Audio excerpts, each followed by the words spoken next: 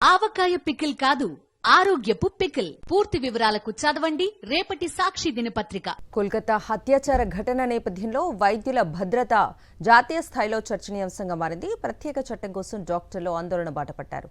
ఈ క్రమంలో వైద్య సిబ్బంది భద్రతకు భరోసా ఇస్తూ నేషనల్ టాస్క్ ఫోర్స్ ను ఏర్పాటు చేసింది supreme court.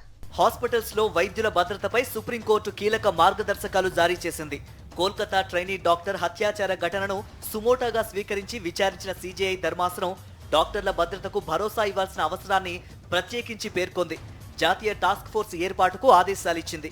Asian Institute of National Gastrology managing director doctor Nageshwar Reddy సహా 10 మంది ప్రముఖ డాక్టర్లు ఇందులో సభ్యులుగా ఉంటారు.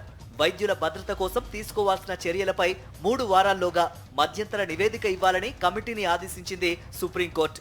ఫైనల్ రిపోర్టుకు 2 నెలల గడువు ఇచ్చింది. మహిళలు ఉద్యోగాలకు వెళ్లే పరిస్థితి లేకపోతే, పని ప్రదేశంలో భద్రత కల్పించకపోతే వారికి సమానత్వాన్ని నిరాకరిస్తున్నట్టేనని వ్యాఖ్యానించింది సిజేఐ ధర్మాసనం.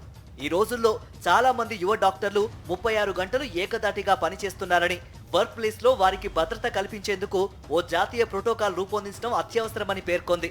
వైద్య సిబ్బంది భద్రతకు ఆసుపత్రులు తీసుకోవాల్సిన చర్యలను ప్రతిపాదించింది. హాస్పిటల్ కు వచ్చే విజిటర్స్ సంఖ్యపై పరిమితి ఉండాలని సుప్రీంకోర్టు సూచించింది.